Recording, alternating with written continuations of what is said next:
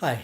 So I wanted to make a few comments about some of the early work I've gotten on the first historical thinking or historical thinking one. There's some good work so far. I like that people are thinking about the ideas and thinking about the documents. What a few things to improve grades, so there haven't been any bad grades, but to improve grades, you really want to make sure you cite. Um, And in this case, you should be citing OpenStax or the textbook. This does two things for me. One, you're citing, you're doing something correctly.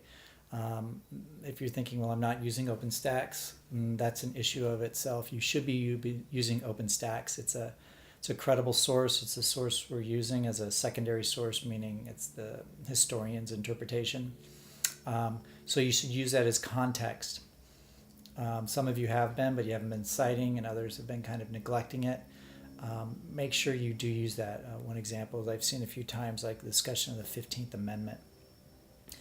Definitely material and OpenStax you can bring to the table. Another issue was, for example, I saw with Samuel S. Cox, and I know I talked about, you may not know who this person is, so you have to figure out what is their context.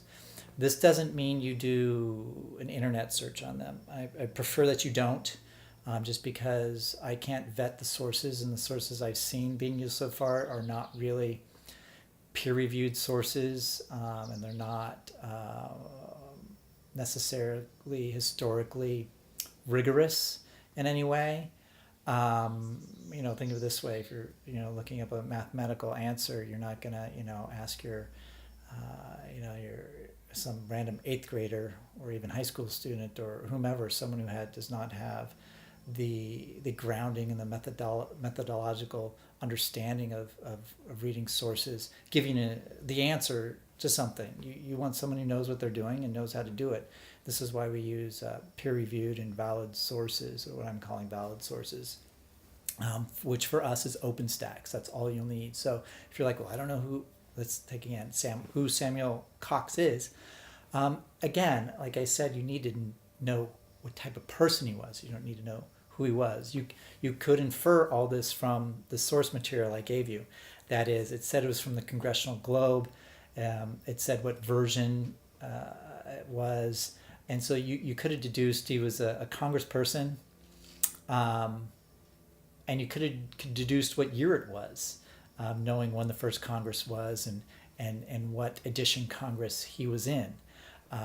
And that's what you needed to know. You may have deduced then he was also from Ohio, which was a union state or northern state. So now we have a multiplicity of things, and that's all we need to know about him. But what I want to see you is thinking through that and figuring that out.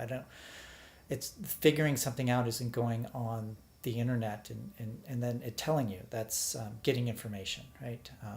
If you know how to do something, then you know how to think about information. It's not just merely finding it. There's a difference between knowing something and understanding something. So I want you to understand some of these things, and I prefer to see you work through understanding. You'll get a better grade, even if you're sometimes off a little bit, because I know you won't know everything. Than if you're just during an internet search. But I understand the desire to do that because you do want to get a good answer and you're expecting something. But what I am expecting is good thinking. That's what I'm looking for, and that you can analyze. And that's another thing, is make sure that the quotes support what you're saying, and you're not using the quotes to say something for you. That's an important distinction. That is, you're supposed to discern and distill something from the documents with kind of the context of what OpenStax has provided in my video lectures, to come up with some idea and analysis. It doesn't have to be real deep. I'm just looking that you're thinking through it and using the sources appropriately, versus just repeating what the sources say. And many of you have done this and attempted this, and it's good. And I like what I see in many of your answers. They're often thoughtful, which is nice to see. I'm telling you these things because if you do these few extra things, your grades will improve even more, which I know many of you want to uphold your GPA and do well in this class. And so doing those three things can assist you in getting better grades on these assignments. And in one way, if you look at it, we're already just about done with Unit 1, and so there's many more applications that you can do this for. So that's just a few things I want to say about doing the historical thinking, and just to make sure that you can improve a little bit and do well in this course. Okay.